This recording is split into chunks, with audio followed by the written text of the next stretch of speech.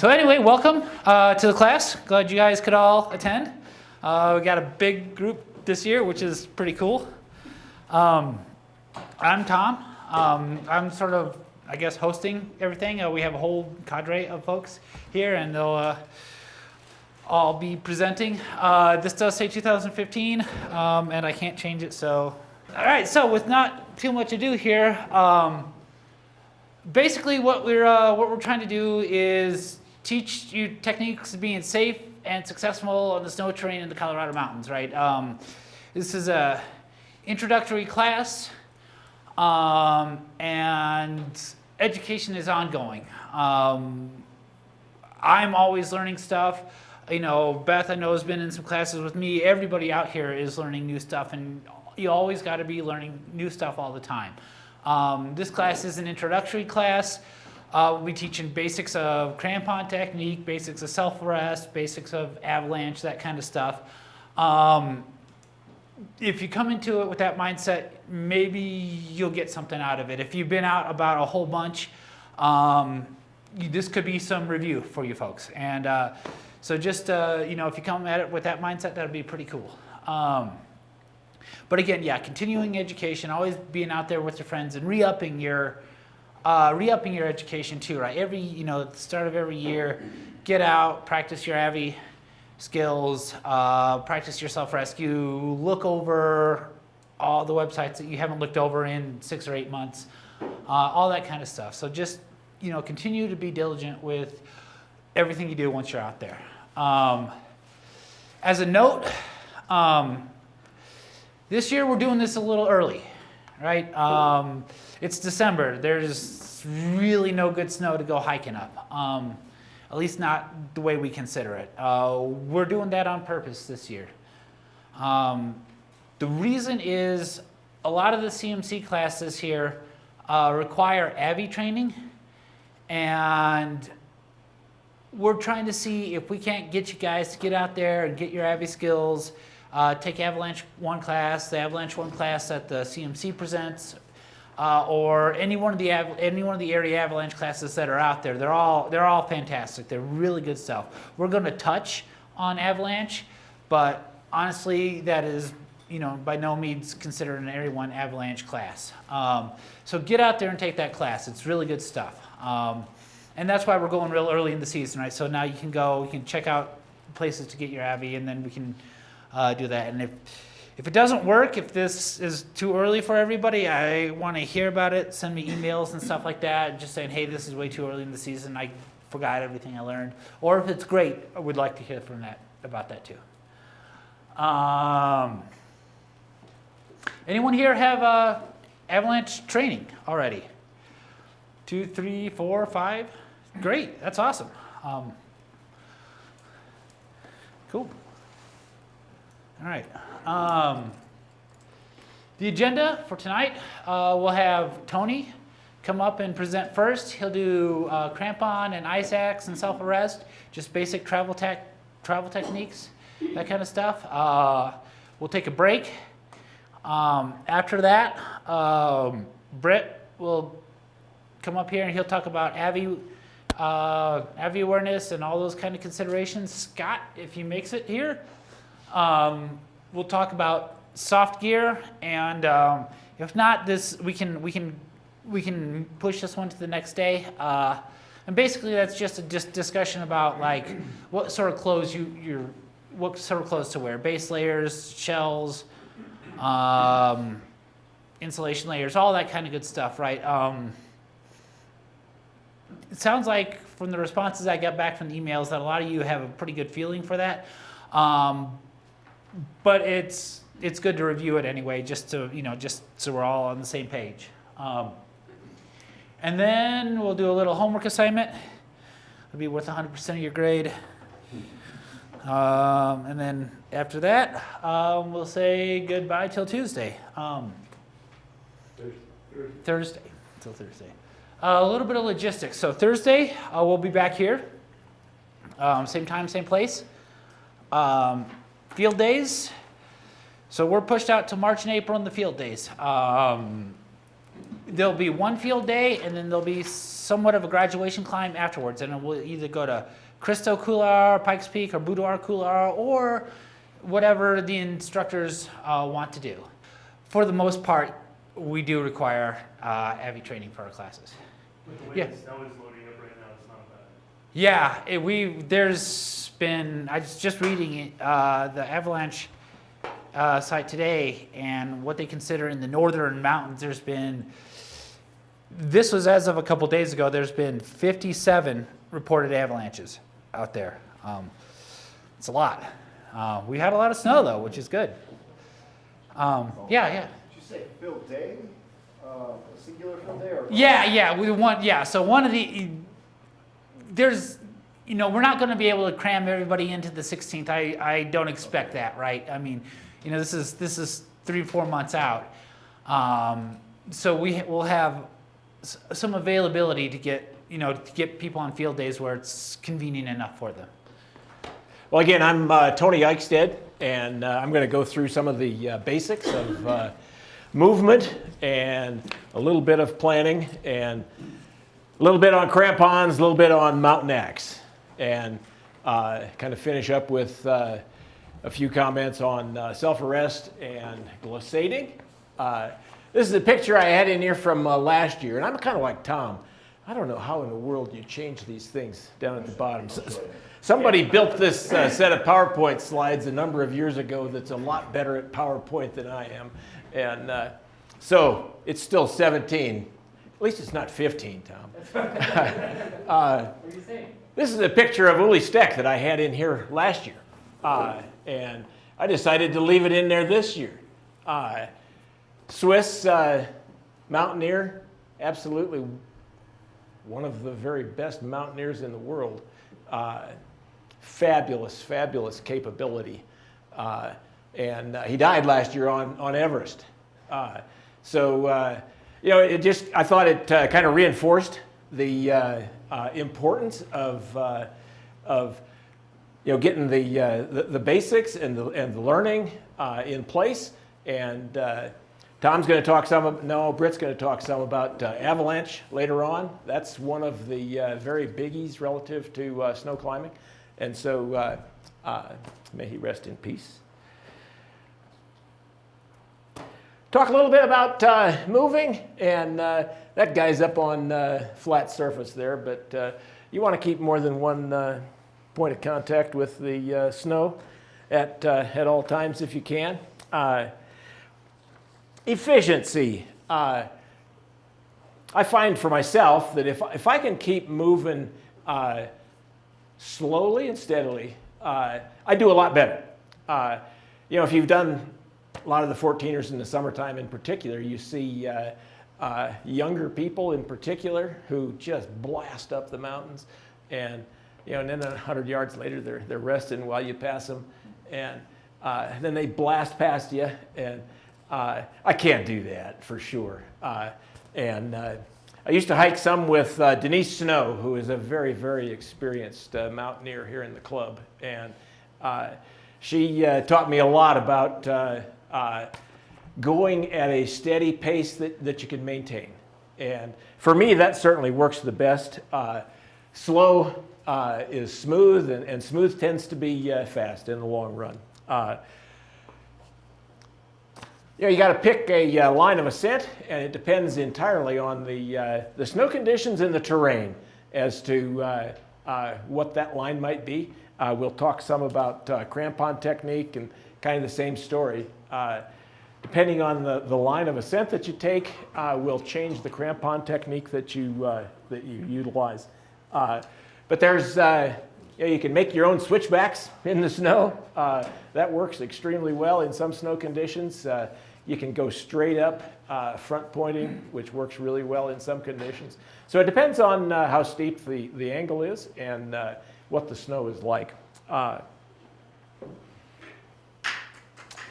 We'll talk about use of the tools. Both crampon and mountain axe are the primary tools for snow climbs. Rest is very important. And one of the things that I would encourage is when you're with a group, is to kind of assess the people in your group. How are they doing? Is somebody struggling? You know, do you need to take a break? Do you need to take a quick drink? Get a snack? But kind of keep track of what the group is doing and how they're doing. When I get tired, I always stop and take pictures. What else? Gives me a good excuse to catch my breath. Very important, though, to hydrate and to keep fuel in the tank while you're climbing. We'll talk some about descending as well. One of the things that I encourage you to do when you're climbing is, you know, as you're climbing, frequently turn around and look behind you. It looks completely different that way than it does in front of you when you're making a snow climb, because you're facing into the mountain, the snow is close to you, and you know there's mountain above you. When you turn around and start going down, it looks like it's a long ways down there. And the first time you see that shouldn't be when you get to the top and decide to start making the descent. So take a look around you as you're climbing, and you know, take the opportunity to look down as you're climbing. We'll talk some about descending and some of the different techniques for doing that. Descending is one of the more likely times that you might fall, and if you do, there's a good chance you're going to be facing out away from the mountain, which could put you head first down the slope, which is the more difficult way to self-arrest. And so we'll talk about the different self-arrest techniques, and in the field days, that's what we'll spend a lot of our time on, is how to self-arrest from all of the different possible fall positions. Because that is the one piece of information that just has to become automatic as you're climbing. That if you fall, you have got to get into self-arrest immediately. And so that's probably the key skill that you need to learn from this class. I would encourage you to practice. If we can get the field days in March, that's towards the early part of the snow climbing season, and that'll give you some good opportunity to do some climbs. You know, you can climb snow in Colorado usually pretty late. Tom and several of us climbed the Y-Coular on Pikes Peak on Memorial Day a few years ago. I've climbed the skyscraper glaciers up by Indian Peaks, I guess it is, up above Winter Park in July, and it was pretty nice. And so the season is pretty long if you pick your routes carefully. And the other piece on practice is to get familiar with the avalanche dangers, and how to assess that, and how to avoid a significant amount of the hazard with the avalanches. A little bit about moving in balance. It's kind of hard to demonstrate that here, but you know, when you're moving with a mountain axe, it will be in your uphill hand, and so if you're switchbacking across the mountain, you're going to be changing hands with the axe as you turn corners, and so you want to keep 2 points of contact all the time, and when you're moving up the mountain, you will, if this is the high side, I am in balance when I'm my left foot is ahead of me, and so that's when I like to move the axe so that my feet are stationary. Take 2 steps, hopefully, and move the axe again. But that will come with practice. It can be done very deliberately. There's no reason to rush or hurry as you're doing that. And you know, there's constant potential for hazards on snow climbs from rocks and from rock fall, and ice fall, and so staying aware of your surroundings throughout the climb is important. And as I mentioned earlier, keeping an eye on your teammates. Is the group moving too fast, moving too slow? It depends a lot on what the weather's like too. A lot of the early spring climbs can be just bitterly cold with high winds. As you get a little bit later in the season, you can be sweating to death on a snow climb, which is pretty pleasant, but it does change the conditions. Let me talk a little bit about the different crampon techniques. And this is a pair of La Sportiva Tarango, I think, boots. Pretty stiff. And I've got a pair of strap-on Black Diamond crampons on it. Almost every year, people come to the field day, and it's the first time they've ever had a pair of crampons on. Mountaineering boots are the best because of the stiff sole. With the horizontal front point crampons that we typically use on snow climbs, almost any kind of boot can suffice. The stiffer it is, the better. And I like to use the strap-on crampons for snow climbs because I can put them on any boot that I've got. And I do like that. But the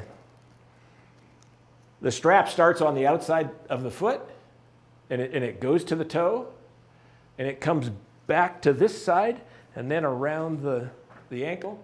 And every year there's people that show up with them not tied on that way, and they quickly fall off. And so play with them at home for a while before you come out for the field day, and make sure that you get them adjusted. A lot of people will show up for the field day and they've never had the crampons on their boots, and so you got to adjust them to start with. Do that at home and get them to fit good on the boots before you come out. The French technique is basically flat footing it up the mountain, and particularly on lower angle snow. If it's pretty hard, that works very well. It again depends on the angle and the snow conditions.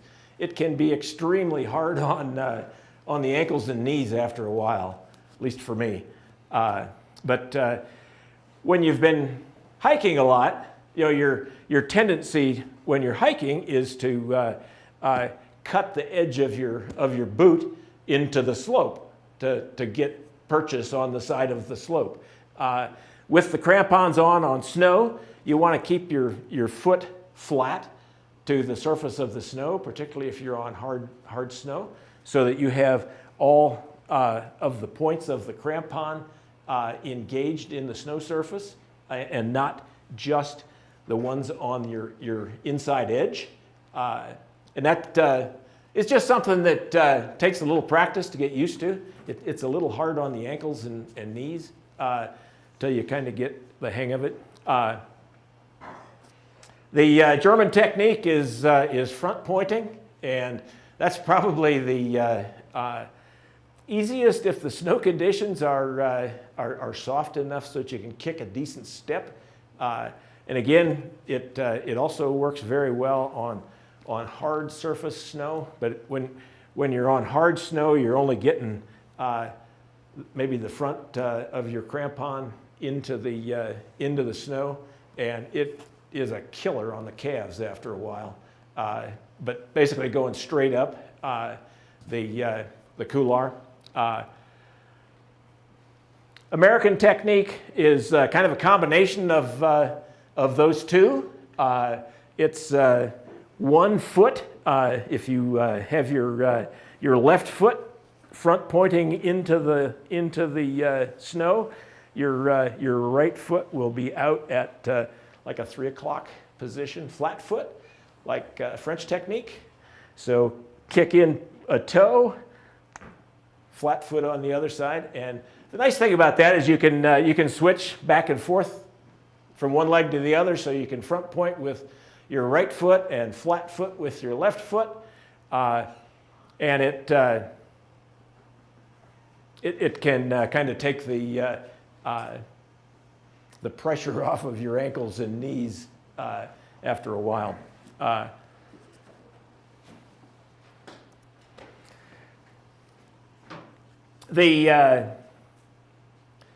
By far the best, easiest is if the snow is soft enough so that you can kick steps into it. And if you have a group of people going up, the first person will kick a step into the snow, and the second person will come along behind in those exact same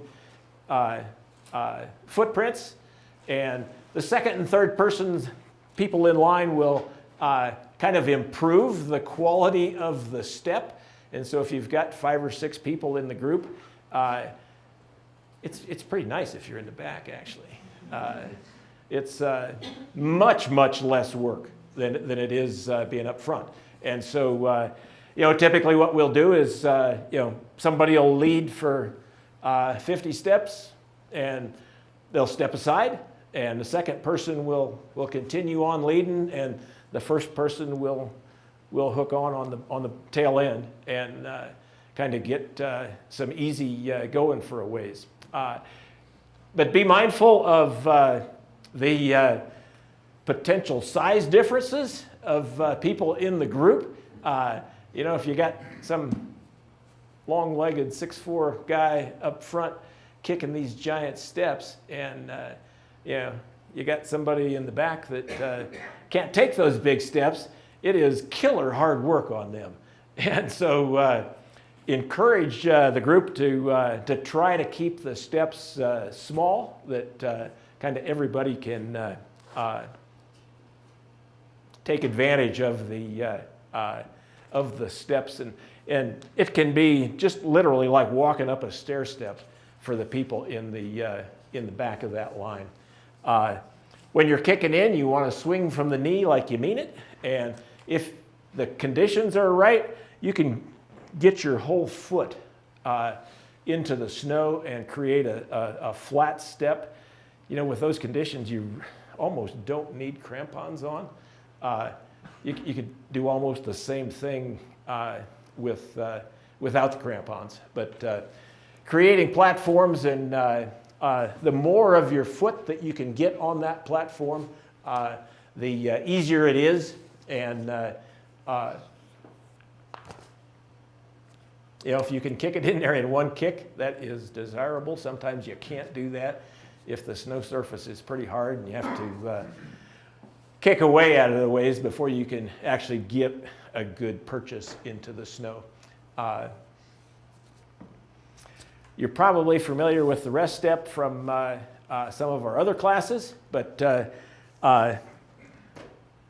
it's just a very deliberate pause as you're climbing with your weight on a straight leg.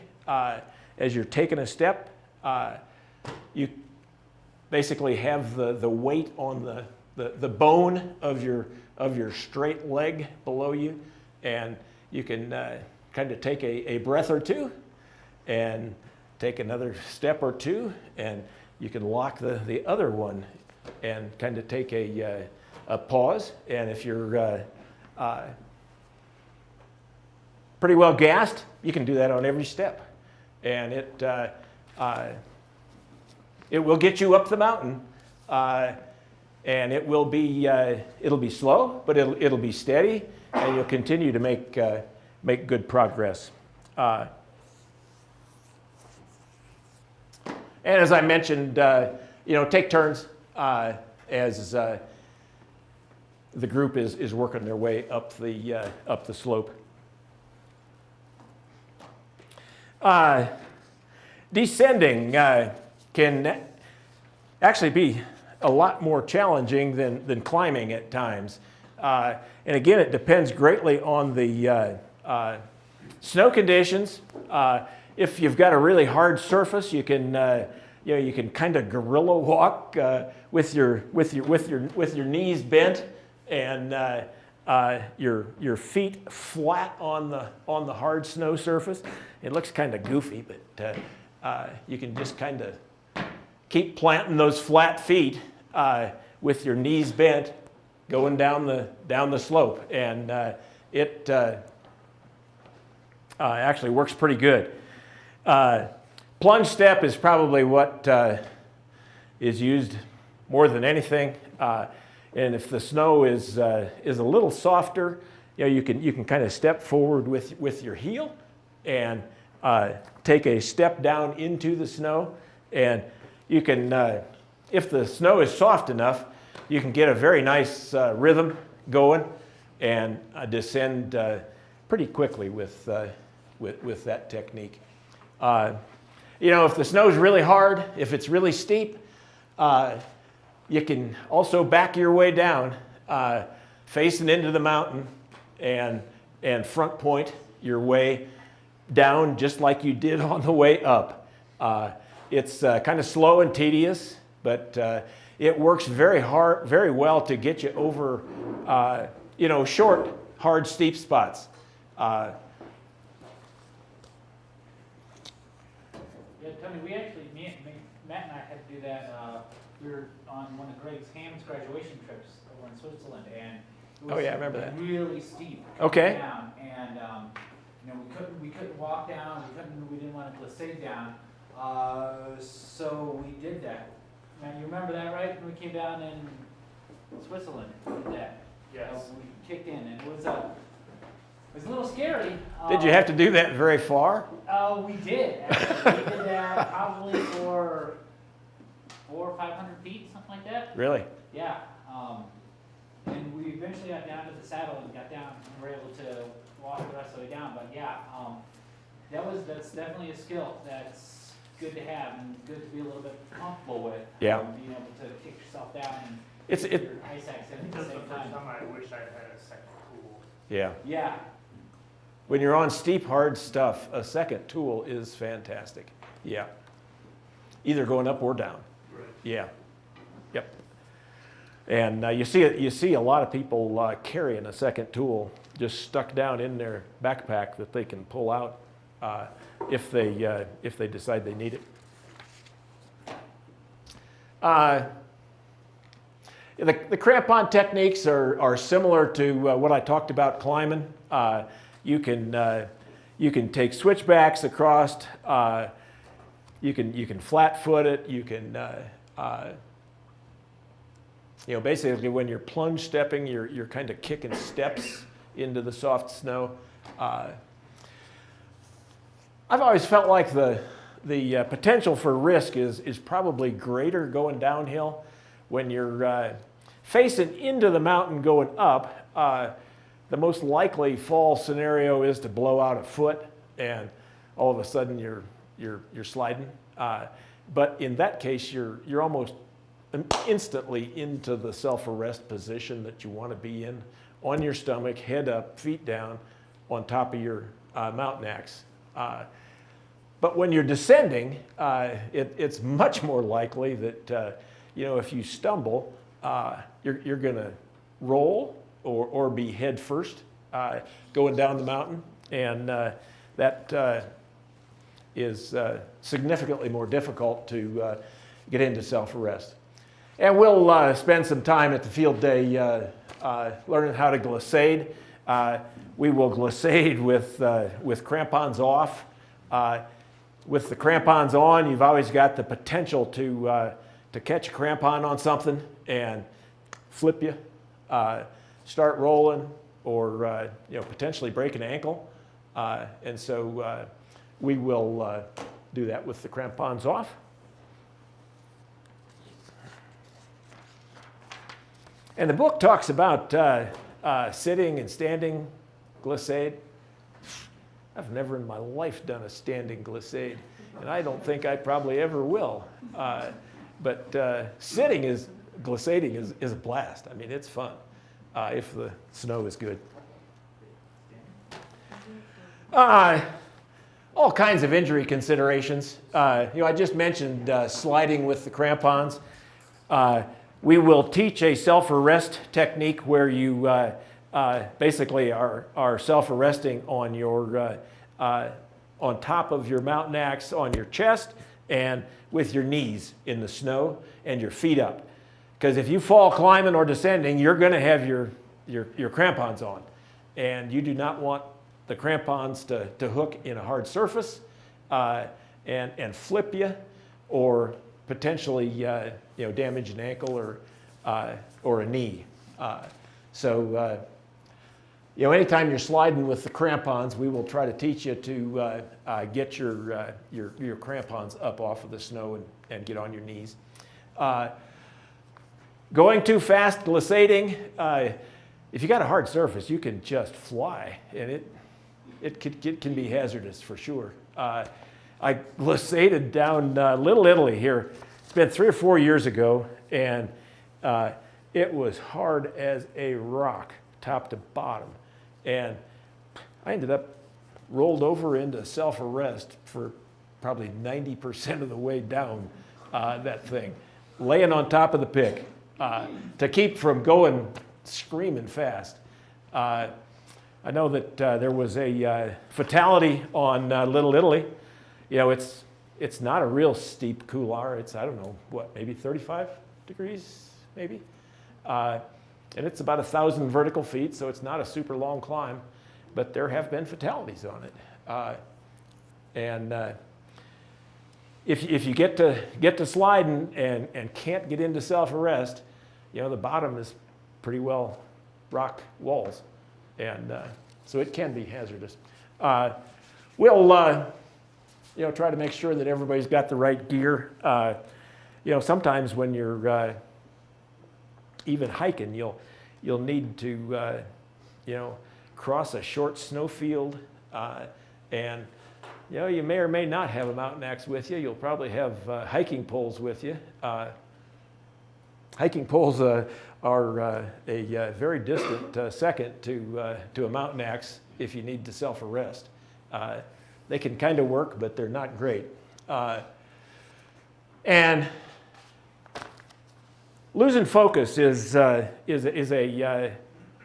clear consideration with a long climb. It may take a number of hours to make the climb, and then you got to turn around, come back down. And when you get to the top, you're kind of elated with the thrill of victory and success, but you're kind of only half done.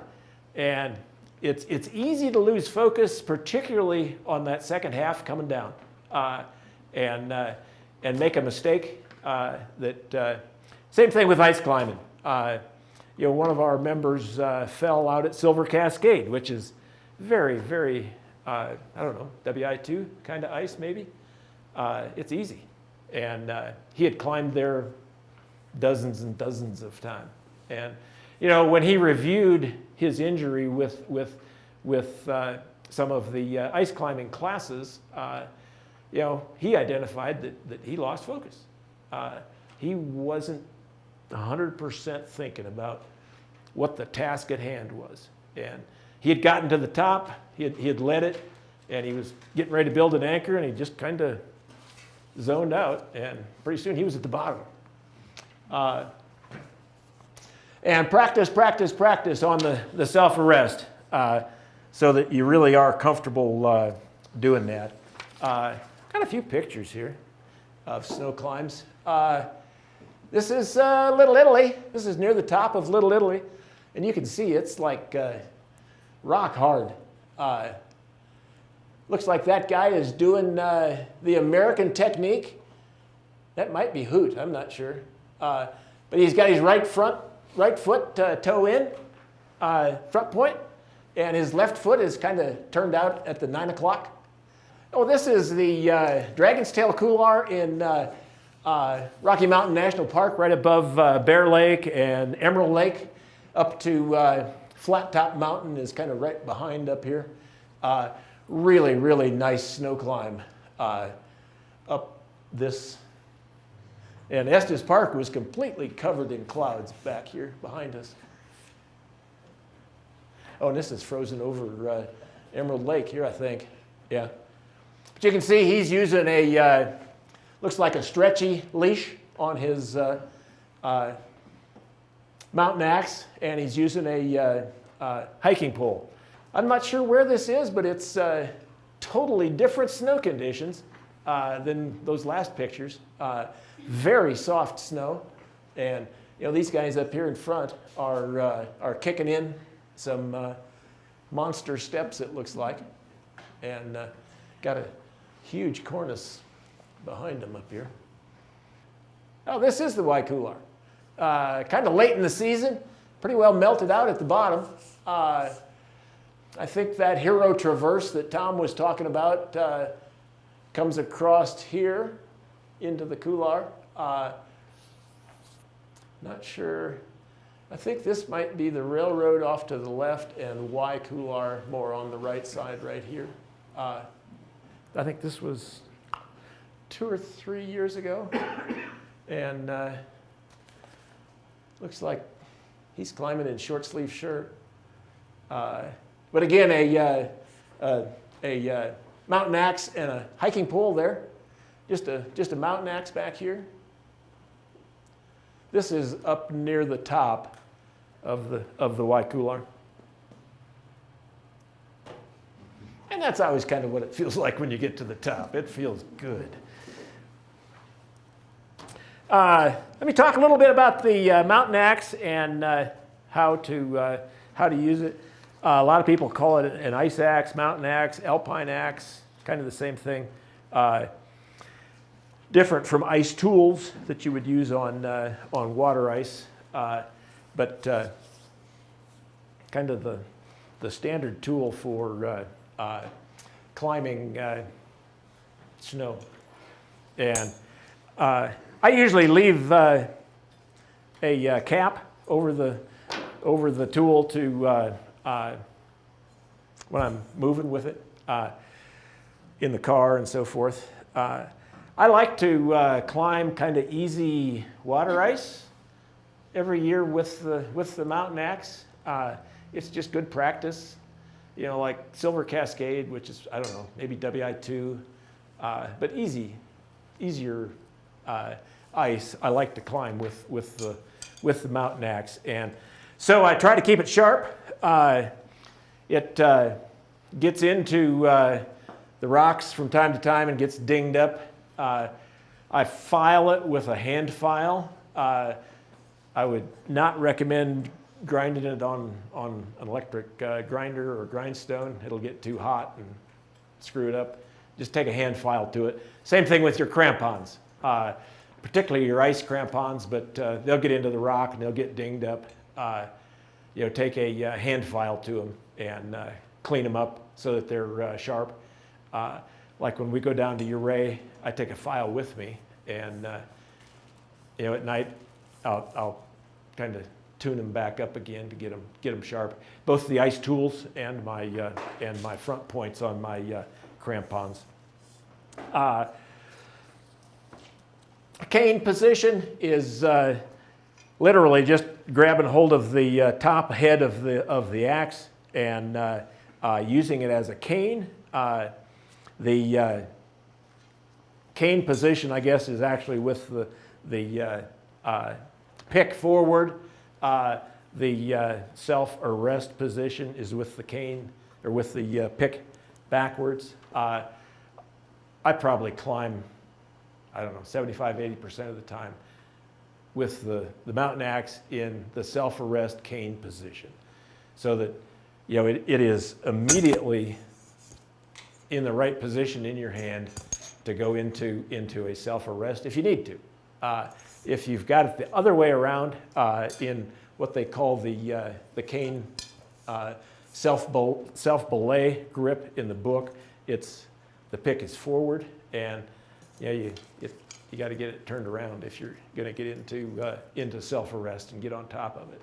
And so I like to climb like that. As you're going back and forth across the mountain doing switchbacks, you want to keep the mountain axe in your uphill hand, and so you're constantly using both left and right hand But I think the main con with this position is getting into self-arrest, whereas this self-arrest grip like this, you're instantly into the right position for self-arresting if you slide and fall. Maybe a little less comfortable to hold, but I don't find it to be bad. And you might want to, think about putting a little bit of insulation on the top of the head of the axe, just for really cold days. Hanging onto that steel it can really get cold, and just a little bit of insulation on there helps. This is just an old piece of pipe insulation I put on there and taped it up, and a little bit on the shaft where your fingers are can keep your hands a little warmer as you're climbing in particularly in cold weather. Stake position, and I tend to use this on steeper slopes and on harder snow, but both hands on the head of the axe and drive the shaft in as hard as you can, because sometimes it's really hard to get that spike into the snow very far. And so that gives you a really stable position to take a couple of steps up the mountain, do it again. And it puts you in a really strong position from a self-belay perspective.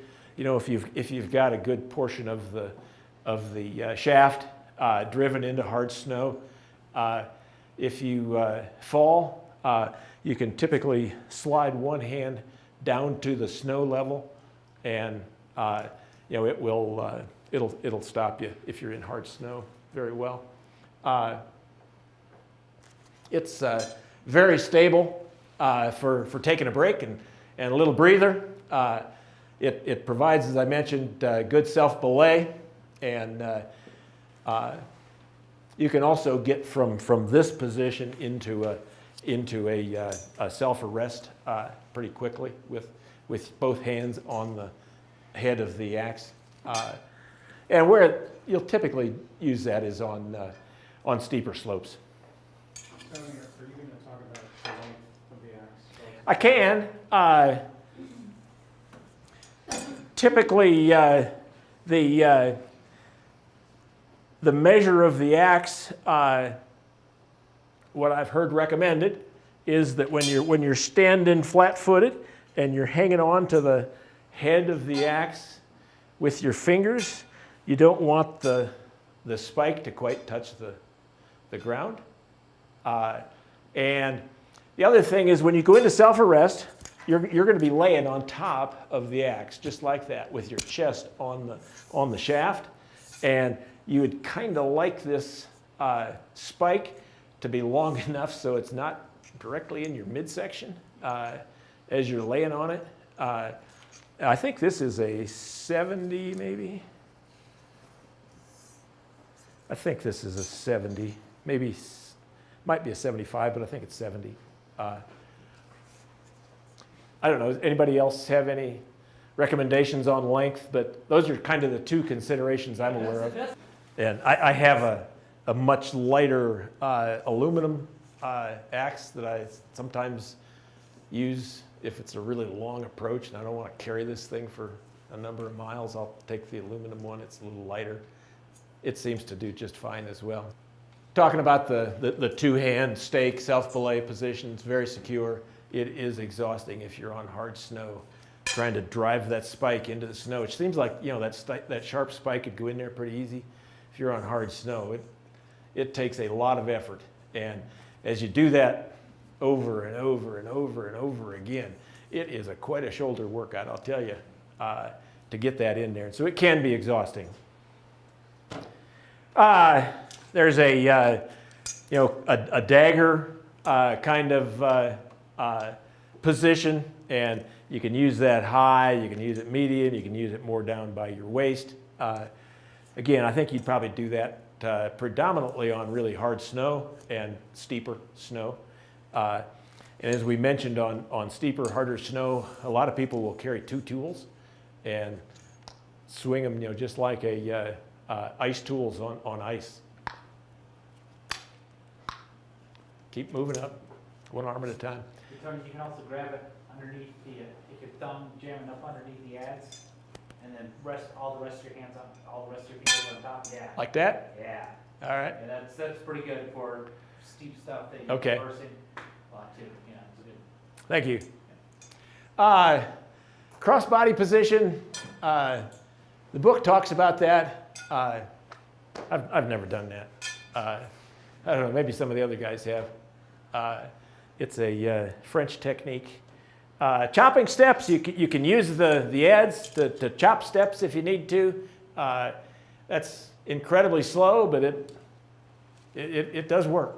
And it will get you up there.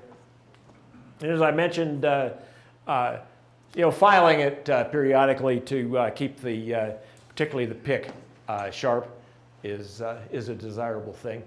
I carry it in the car and in my backpack with the caps on, so that the pick in particular isn't contacting anything like my down jacket. I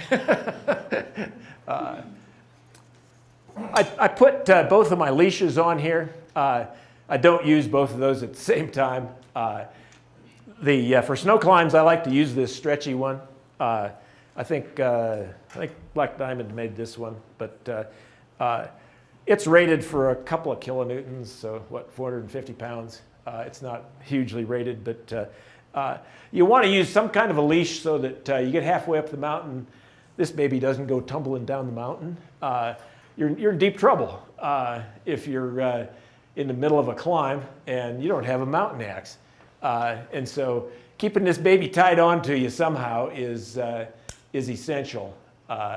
And for the snow climbs, I will typically use this stretchy leash. I like to clip it onto myself someplace with a beaner, so that when I switch hands back and forth, it's kind of centered on me, and I can reach a full arm's length in both directions. Okay.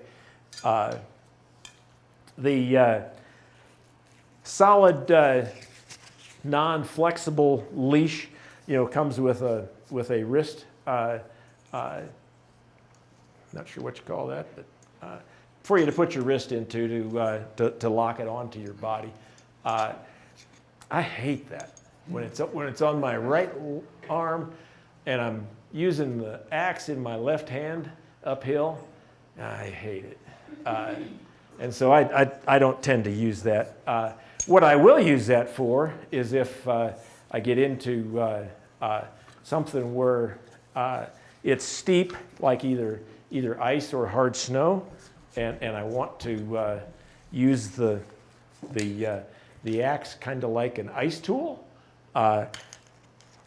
Like I mentioned, climbing out at Silver Cascade, I'll use this non-flexible leash, and you can just spin it around the shaft of the axe to where it gets tight, and my hand can't slip off of the shaft of the tool, and so I can reach full length and basically hang on it if I need to with that hard non-flexible leash. So they both have applications. A lot of people will make a leash out of a piece of webbing with some stretchy cord inside. There's a lot of different ways for the leash, but it's kind of personal preference as to what you like and what works for you. So if I put it on I'm right-handed, so if I put it on my right hand, it's great when I'm going up the mountain on this side and I've got it uphill. When I make a corner and on a switchback and it needs to be in my left hand on the uphill side, I find that to be really annoying to have it. But either way, you can still get into a self-arrest position with this locked onto your wrist is okay. And you can go either right-handed or left-handed into self-arrest. Yeah.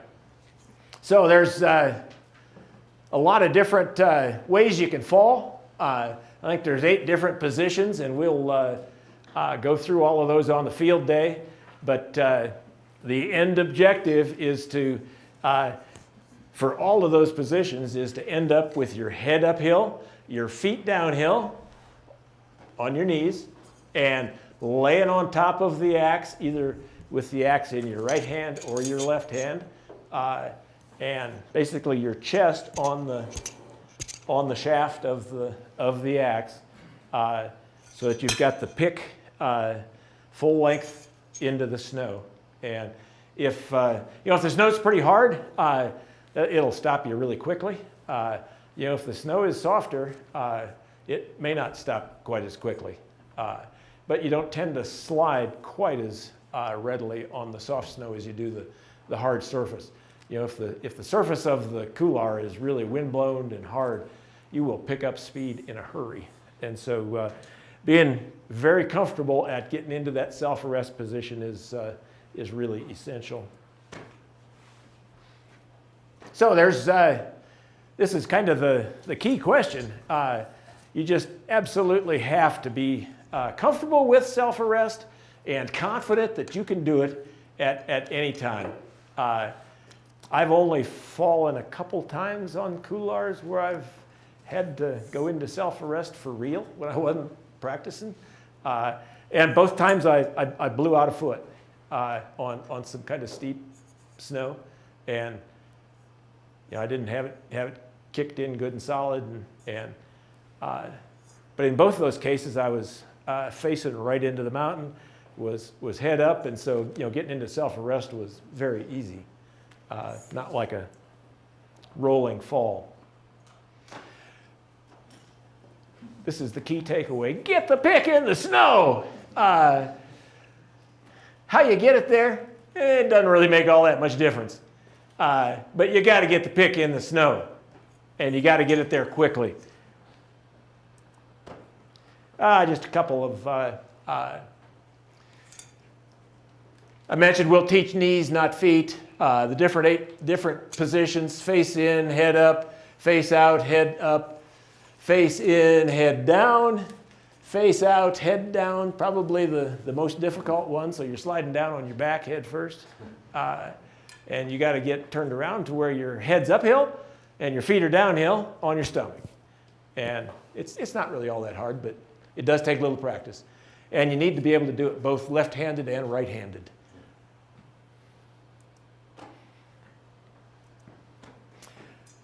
Here's some pictures from one of our field days here a year or two. This was kind of practicing kind of at the base of Little Italy on Pikes Peak. It's really fun. It's a fun day. And this is Kiefer, the snow climbing Australian Shepherd. He's climbed way more couloirs than I have, I think. He is Dave Hale's dog, and he is a snow climbing machine, I'll guarantee. Yeah. That's all I had. Be glad to try to answer any questions if anybody has anything. Glad you guys are all here wanting to be lifelong learners, continuing the education. If you're any like me, I climbed almost all the 14ers before I ever thought about avalanches. It just never crossed my mind. And so it's something to be aware of, and that's what this class is going to do, is help you become aware. This session will raise your awareness, but it's not going to give you all that you need to know. You will know about the dangers when this is over, but we highly suggest that you take an ARI Level 1 class. There are some that are on the CMC calendar. There's a few spots left this month and next. And so if you're going to go into the backcountry, we strongly suggest take the class where you learn the skills of how to read snow. This is just going to open your eyes. So who should take that ARI 1 course? Anyone who's going to go back into the backcountry when there is snow back there. Anybody have this little booklet? If you don't, I encourage you to get it. On the introduction page, they have this.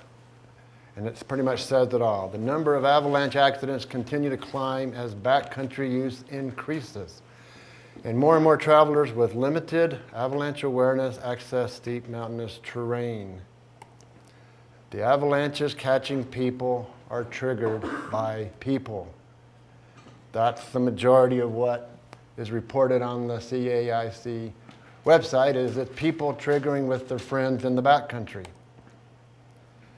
So, what do you see there? Yeah, but? Yes. What triggered it? It didn't just slough off on its own, even though a lot of them will, but people causing them to slide. So nearly all avalanches can be avoided. The clues are out there. So I would encourage you to get this book so you can learn nature's billboards. And there's where you can get it. Go to Amazon.com and just type in Snow Sense. The authors are Fredston and Fessler, and it's super cheap. You can get a used one for $7. All right, so question for you. I'm sure you're all going to say yes because you're in this class, but who wants to go into the backcountry when you see beautiful snow like that all over the place? Raise your hand if you want to do that. Every one of you. That's why you're here. Who is a skier or a snowboarder? About half of you. In the backcountry or just regular? Backcountry. Or in the Tetons.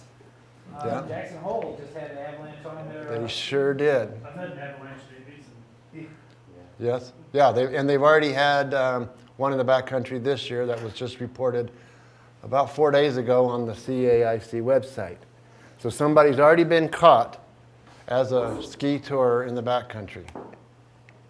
It looks awesome, doesn't it? Skiing out there in the back, you don't have to pay for a lift ticket. It's free. Go do it, right? Jump on it. Snowboarding even. It looks like it's nothing but fun and enjoyment. We'll see if you can hear this.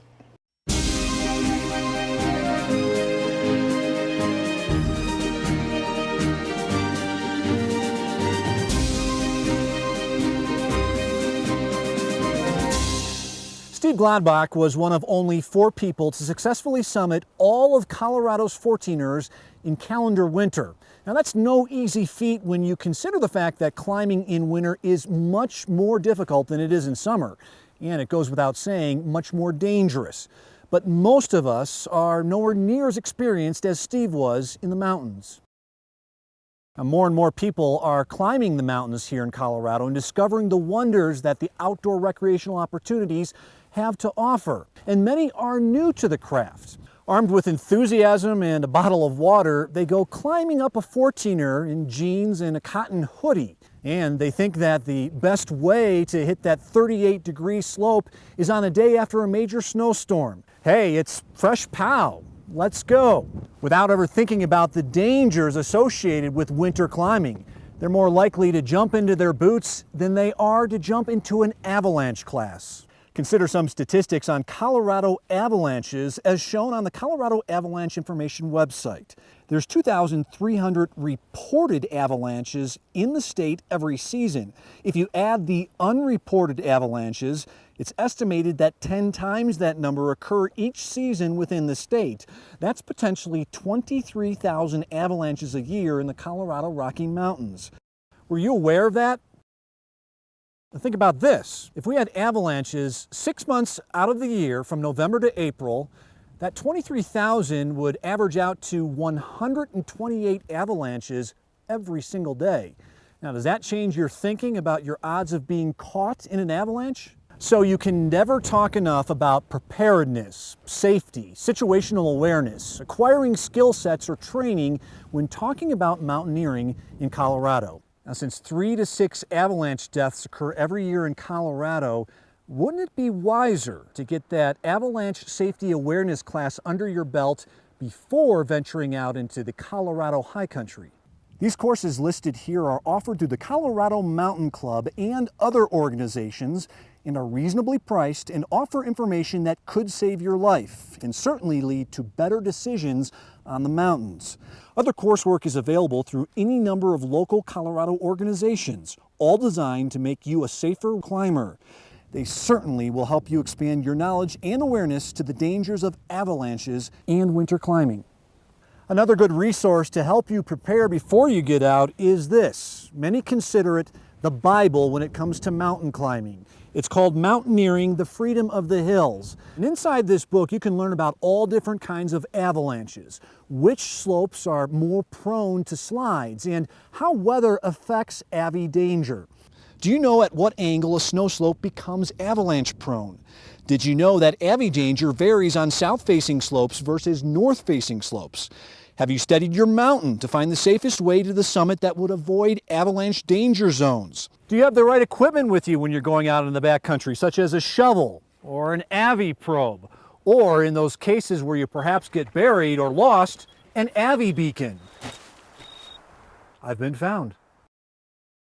Also, before heading out, do you know how the latest weather has altered the avalanche conditions? The Colorado Avalanche Information Center is the local resource to get up to speed with current avy dangers based on location and conditions. Getting out to the backcountry in winter can be truly magical and majestic. Now, there are no guarantees, and at times, aborting your climb can be the best decision. But after thoroughly studying the weather forecast with careful route finding and making sure that you are continually watching those avalanche conditions, there can be great winter rewards. We hope that this video and the upcoming videos in this series will enlighten and steer you in a safety-conscious direction while climbing. Until our next video, carry on in the legacy that Steve Gladbach lived during his lifetime. Onwards.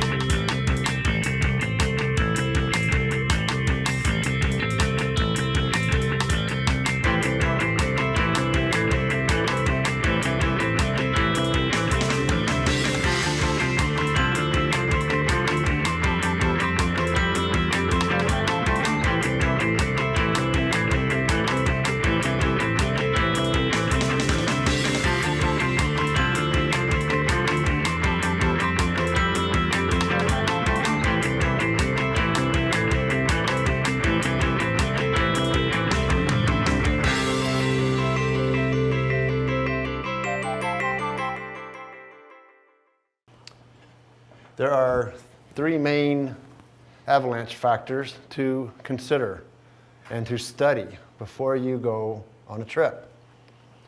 You can evaluate them while you're out there in real time, and it's your job to constantly look for instability clues. So there's your three, and this is what you're up against. It's a balancing act.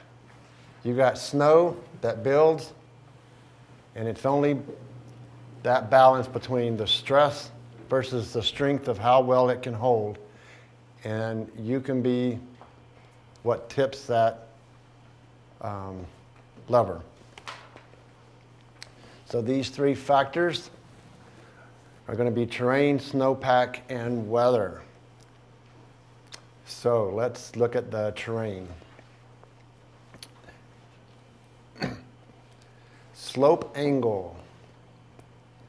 If you're going to be going on something that is 20 degrees or less, you don't really have to worry about it because the chances of it sliding are very slim. But under the right conditions, any slope is a suspect. And my buddy Steve, that video was in honor of, he used to say to me, "Are you going to be on snow?" "Yeah, then it can slide." So he would always make the point that you can't ever make assumptions and just think you're safe. When you go up to 25, that's kind of the rating that I look at. If you're going to go above 25, you move into the danger zone. So if you're going to go climb a 14er and you're on something that's 25 degrees or less, then you're in pretty good safe zone. If you're going to go above that, then what is the stability of that snow? So when you get into this zone right here, that's the danger zone, and 38 degrees is where most avalanches occur. That's kind of like the magic number. Yes, sir, Tony? What angle of snow is most of our couloirs at? They vary, of course, different ones, but most of them are going to be in that danger zone, exactly. Now, why not up here? Because what happens when you get above that, say, 45, 50 degree mark, it sloughs off during the season, so it's constantly coming down on its own, and it doesn't build and build and build. So this is what it looks like on less than 25 degrees. This is on Mount Elbert. There's an annual climb. Scott's been on it. He's going this year. Tony's been on it. He's going back. And the reason Hoot Gibson leads this trip up Elbert every year is because it's an AVI-safe slope on the east face of Mount Elbert all the way to the summit. And so it's something that we can take people up there every year, and rest assured we're in good safe terrain. So over 25 degrees is when you can experience avalanches. 30 to 45 is your danger zone. And so you can pick up one of these, a slope meter. Put it in your pack, and if you're out there, you can take your ice axe, lay it on the snow, set this on top, and then you can see if your little indicator ends up to where the danger zones are. And another little handy thing, since most everybody has a cell phone, is here's an app for that. And it's really simple. It can tell you what slope you're at. So this was a climb. I went with the guy climbing the 14ers in winter, and this is going up to Challenger Point. So just to give you an idea, the route, this whole slope was pretty much what that is right there. So we were in the safe zone.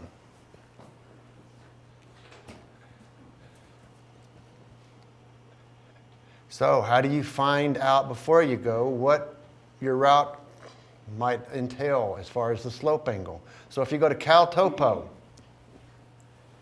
who knows about that website? All of you, it looks like, most of you. It's a great place to determine what the slope angle is. So I'm looking to go do Mount Sherman here once we get into calendar winter. It's one I want to try to check off. And when you go to CalTopo, you go right up there in that search field and put in the name of your mountain, and it will usually find it. Sometimes you may have to go to a city or town nearby and then work your way to get to it if it doesn't find the exact name, but most of the 14ers it'll find.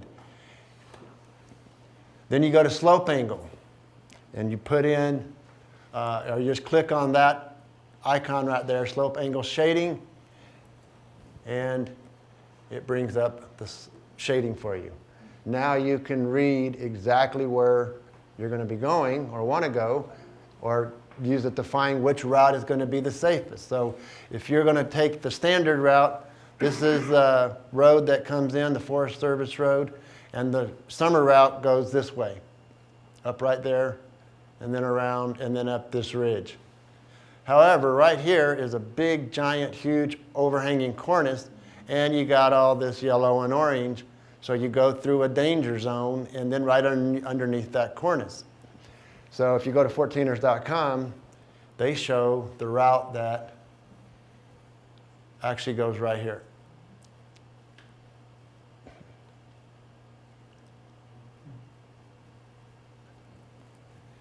And so how do you find out the degrees? If you click on this icon right here, which gives you your GPS coordinates, it brings up this slope angle shading. Now this is hard to see in here, but they put a little gray around it so you can see those numbers. That's 27, 29, 30, 31.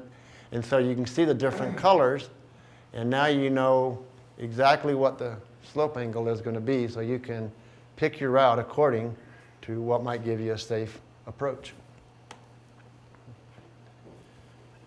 So next is natural anchors.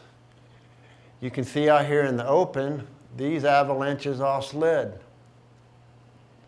What might be a little safer route for you? Going in the trees. So if you were to maybe come and hike through here, the snow can be held by those trunks of those trees a little safer than out there in the open.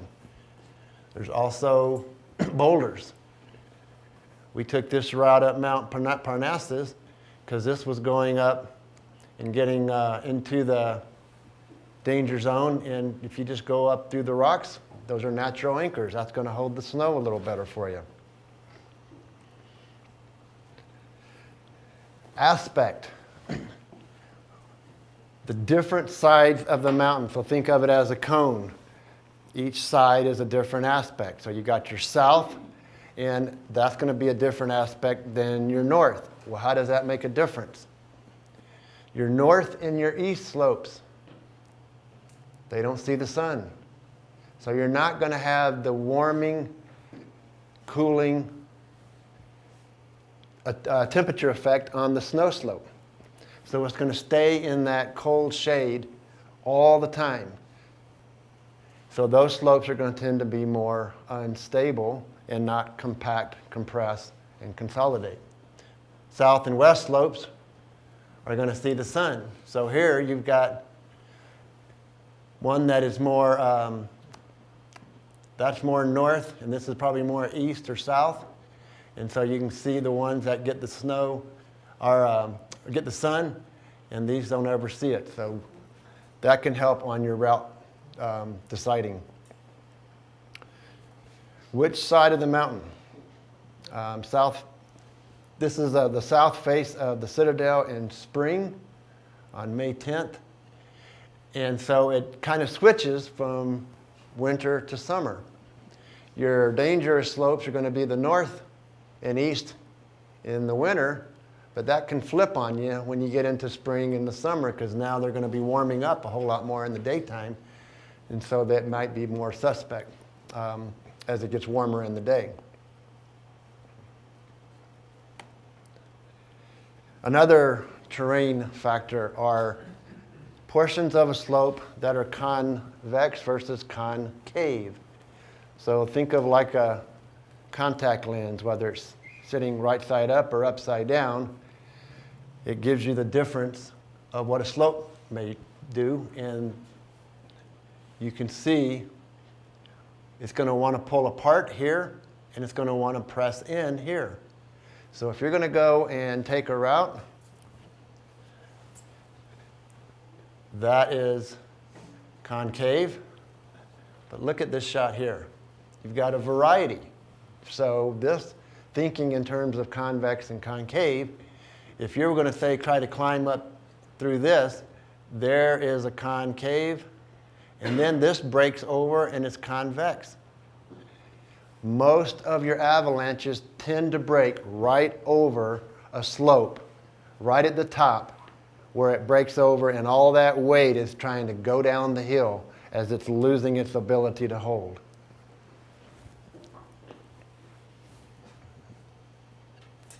This is St. Mary's Glacier and St. Mary's Lake. A lot of training happens up here. Over here on the right, out of the frame, is where the glacier is, and a lot of people go up there and climb. Somebody died right there, not in this picture obviously, but in an avalanche, because this is convex up here on these slopes. It breaks over and then goes straight down, and there were people playing on the lake on the frozen ice, and an avalanche came down and caught them.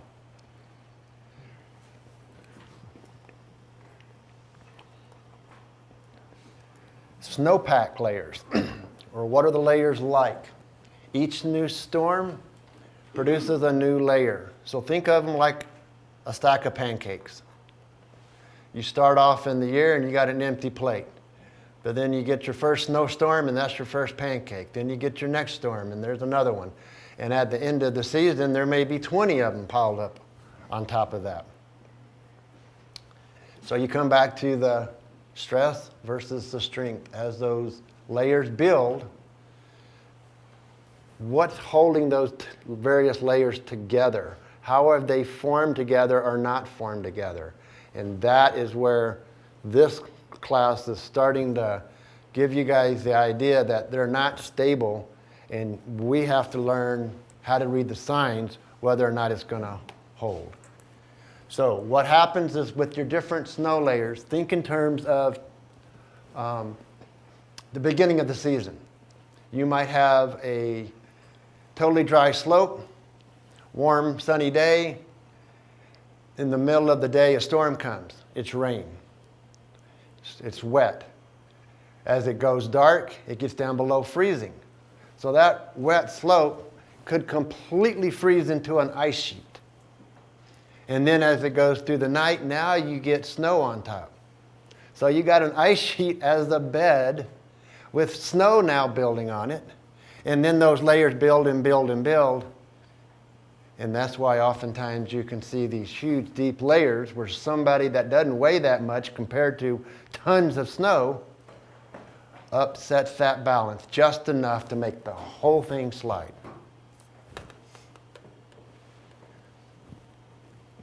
And that's what this was talking about. You can have a weak layer, which I didn't explain, but think of throughout the year, if you have a December snowstorm and it's 15 below zero up on a mountain, and it's super light, fluffy, and that's just like a pillow or a feather pillow. Think of a feather pillow. And then you have some spring storms that are wet and heavy, and they fall and are on top of that. The illustration I like to think of is, think of a sheet of plywood sitting on a layer of potato chips. And then along comes somebody that is just enough weight to make that thing collapse. Woof. That you've heard that term, the woof. It compresses all those potato chips, gives way because it was just barely holding. But since you've got a whole sheet of like sheetrock, the whole slope is held together and the whole thing can come down. So it may not just be right where you're at. And this happens, it catches people, and a slope that may be 1,000 feet tall is triggered by somebody at the very bottom. And I can show you an example of that here in a minute. So, snowpack. And this is where your ARI Level 1 will teach you how to do this. We're not going to go into the specifics of any of this. But you dig down where you can see the different layers. You can see them and you can feel them. And there's them very obviously. They may have had a dust storm or a high wind and it blew a bunch of dust. And you can see that layer real clear. You can see there's a layer there. You can see one down here.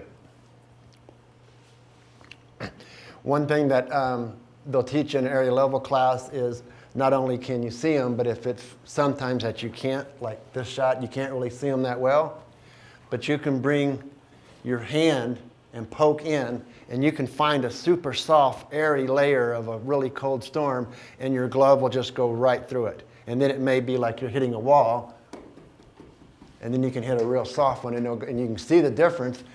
And then they teach you how to do compression tests so that you can find out, is that thing going to just break right off real easy, or is it really sturdy? So don't be like this guy, where you didn't do your homework and you get caught. So before you ski or ride especially, and I like to bring out this point, there's a difference between, in my observations of doing this for 10 years now, is that skiers and riders are different than snowshoers and just people that are hiking. Because think of the difference of what you're doing. If you're a snowboarder going across the slope, then you're just walking across that slope. But if you're a skier or a snowboarder, you get going over the edge and then you yard on that slope with all your weight to turn your skis. You're pushing down. So you're really putting a force on that slope compared to somebody that's just snowshoeing across. And this is what the power of these things can look like. You trigger a big one, and it could be your last act. Tons and tons and tons of snow compared to your 150, 200 pounds. So weather. The one thing I've learned from the Friends of Birthday Past class that I never forgot. Avalanches don't like a rapid change in weather. So if you got a snowstorm coming in, then that may be a good time to turn around. Don't push it. We got to get to the summit. We got to make it. Well, maybe not. Maybe it's just time to call it for another day. Where's that waterfall at, Brett? This is going up to Challenger Point. Okay. This is, what's the name of that? Oh, Is that from the lake? actually, we are en route. It goes around and then over to Challenger Point and Kit Carson. So avalanches don't like rapid change. So if you have a well, look at this week. We've had a whole week of warm, sunny days. So a rapid change would be a snowstorm come in. And if it is dropping more than 1 inch an hour, that's a rapid change. And if you get 6 inches in a storm, that's a rapid change. And that's on the heels of it being real warm. But what happens with snow skiers? Like I said in that video I played. The skiers go, fresh pow, let's go. When I see a big snowstorm, I say, fresh pow, I'm waiting 3 or 4 days. I'm not going out there. I'm going to let it settle and slough off a little bit before going and jumping out there. So I mentioned the really cold, light stuff. It won't bond to anything. If you have a warm spring snowstorm, how many of you have been out there shoveling that snow and it can feel like you're lifting concrete? It's got so much moisture in it. So think of those differences. Soft spring storms that could be sitting on a light, fluffy layer that's 12 feet down that you don't know about, but you got to remember that's what's going to be happening in December and January. We're going to have the cold snowstorms. And then we're going to be building more and more pancakes throughout the season. Wind loading or weather, wind loading is a huge factor that can affect avalanches. This is up St. Mary's Glacier. You can almost be guaranteed high winds. So if you want to go try out your gear in windy conditions, this is like a wind tunnel coming down that place. So look at what happens. You have almost bare slopes that are these west facing. These get sun in the afternoon, and the winds here in Colorado typically come from west to east. And they will blow the snow up over the mountain, and then as they get out of the wind, that's how you get wind loading. So look at all the snow here on Kelso Mountain. It's loaded versus non-loaded.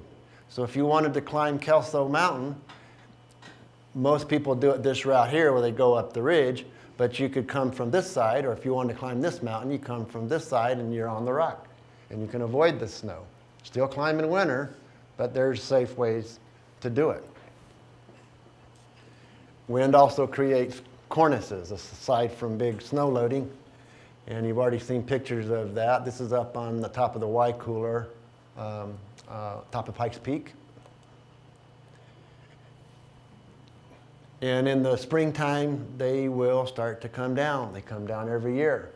So that's the couloir season, but it can also be when those are calving off and coming down. So if you want to climb something where you're going to be encountering a couloir in springtime, go early, like super early, and beat the warmth. If this is going to get baked all day, you don't want to be climbing this at noon. You want to be done by like 8 o'clock in the morning, and you're off of it, so you're not going to be underneath it when that's warming up in the middle of the day. And then this is not avalanche related necessarily, but this is the top of, or in between Grays and Torreys. This is an example of a cornice, and you got to remember you don't hike near those edges. You hike out here so that you don't break them off, and it's caught a lot of experienced mountaineers. So it's something to be seriously conscious about. So we're back to these 3 factors: terrain, snowpack, and weather, but there's actually a 4th, me. Humans are a factor that you have to factor into the equation. Think about it. No people, no hazard. But 90% of the time, people are the triggers.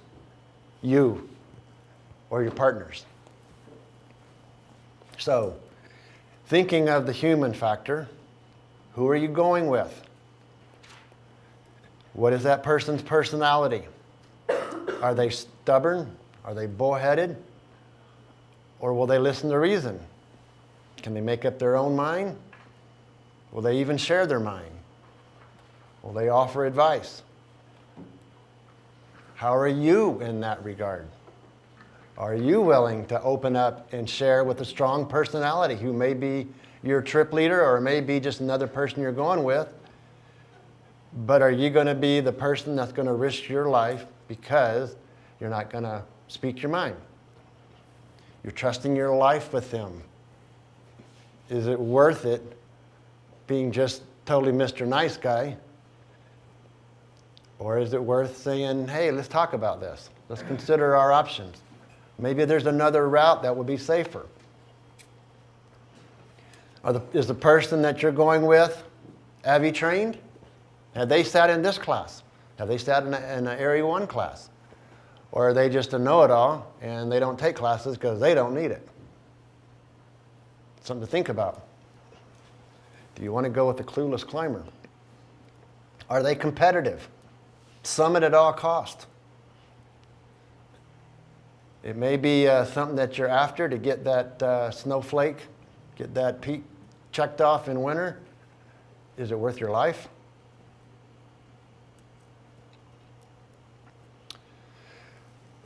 So find people that you want to hike, climb with, that are going to be with your risk level, and hopefully have had a Area 1 class like you're going to have, right? And you're going to have the education so that you'll know what routes to take, because you're not just going to be happy-go-lucky and go hike and maybe follow the leader. Get caught in the herd mentality. It's easy to happen, very easy. I did it for the whole majority of my growing up 14er climbing career, but thankfully the guy that I was following was a brilliant, experienced mountaineer. He knew so much, and he was willing to take me underneath his wing, and he taught me so much. So who are you going with? Don't just follow them blindly, because that's the tendency. And when you're going in avalanche terrain, you really got to use your own head as well as the experience of somebody else. Don't turn off your brain. So you need to listen to the signs of the mountain as well. And that's what you'll learn in the Area 1 class. You'll get more of what are those signs, the cracking, the whoops, the seeing the evidences. Okay, there has been stuff coming down. You'll see roller balls in the spring when it's warming up. Those are signs. Evaluate all these so you can make wise decisions and good route choices. And then speak up. If you got a partner that wants to go this way and you're not feeling it, listen to your gut. Avalanches are serious. You've only got about 15 minutes if you're caught and buried, because then you're going to be at the point of asphyxiation. And if your partners aren't there and able to dig you out quickly, then it can be curtains. So learning to listen to your gut is something that I've not been very good at, that I am wanting to learn at. I've been insensitive compared to my wife, who can read people without even hardly knowing them, and she has that gift, but she can listen to her gut. And I would say, if you're feeling uneasy, act upon what you're feeling and speak up. So, the best resource for avalanche forecast. Who knows about this website? Most of you. CAIC, there's the web address for it. It's not CAIC.com, it's this. bookmark it. If you're going to go out in winter, you're going to go here. I want you to go here. Everybody wants you to go here before you go out, because you can get a big idea of what's happening.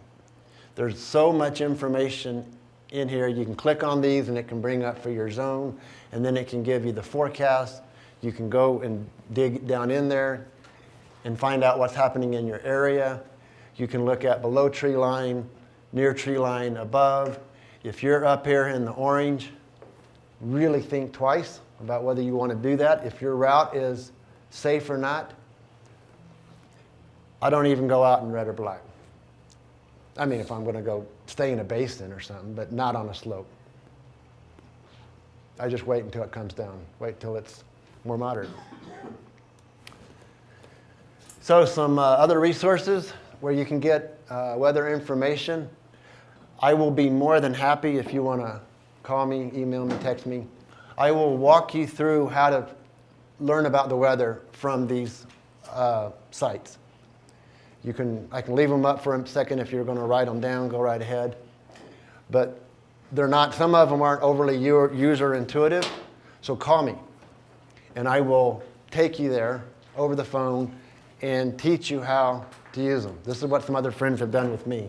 This one that on the bottom here, Jim Donopoli taught me how to use that to figure out what are the winds doing.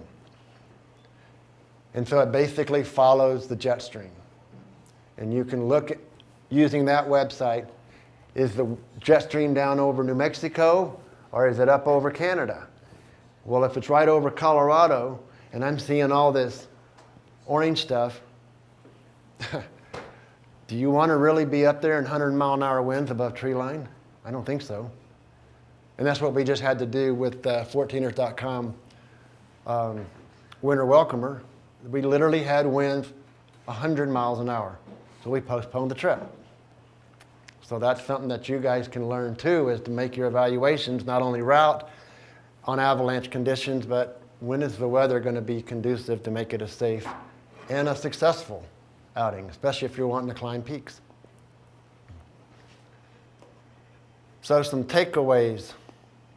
Avoid slopes over 25 degrees. Who can guess what that is? What do you think that slope angle is? 40. It's almost always going to look more than it really is. What is that?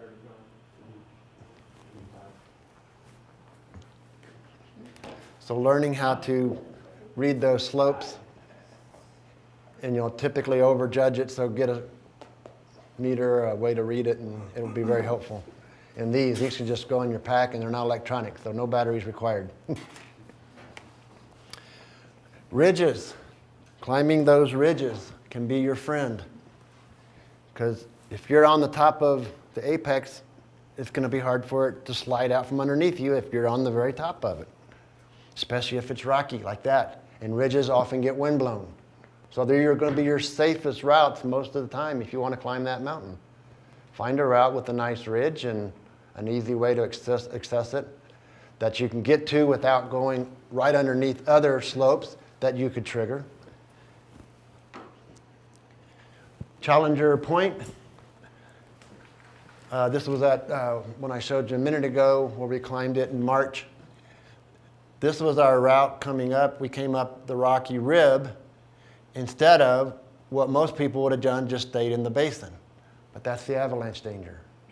So we avoided that, and we went up the ridge instead of, well, look at that nice, easy slope that just looks so comfortable. It'd just be a walk up in snowshoes, and it would have been. But what if it came down on us? It's steeper than it looks. It's closer to 40 degrees, right in the danger zone. So we stayed completely off of it and got the summit safely and successfully. So if you're going to be on snow, almost without exceptions, there's a few times that you don't have to do this, but why not carry a beacon probe and shovel, at least if your judgments are wrong and somebody gets caught. So when do you not need a beacon probe and shovel? By yourself. When you're going solo, exactly. Nobody's going to be there to find you, so who cares, right? Often they say if you're going to wear a beacon solo, at least they can use it for a body recovery if you get buried. Okay, another takeaway. Never enter a slope above your buddy. And if you're going to ski, do it one at a time. So that's exactly what is happening here on Turner Mountain. This skier went down and then got to a safe zone off of the slope on some rocks. So if an avalanche happens for the next person, they're not going to be taken out. And now they can be there ready to help. But go one at a time. Same thing, if this is your summit and you're climbing this and you're snowshoeing up or cramponing up and you're going up here, cross that one at a time so that you all don't get taken down together. So have the rest of the team back over here in some rocks in a safe zone and you watch your partner. If they go, then you know exactly the area where you saw them last, and then you can bolt to get to them quickly to where you last saw them. But if everybody's hiking together and the whole slope takes you off, you're screwed. So, if you don't learn anything else in this class, at least take that one away. Ski solo, or ski one at a time, or cross the slope one at a time. Winter is beautiful. It can be awesome. There's a lot to explore.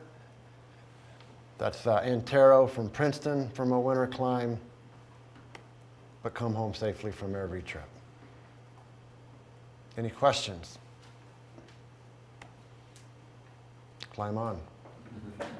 Let me give you my phone number. If anybody wants to call me on those websites, it's 719-661-4777. If you go to some of those websites and didn't get them written down, call me. I'll walk you through on how to do your research.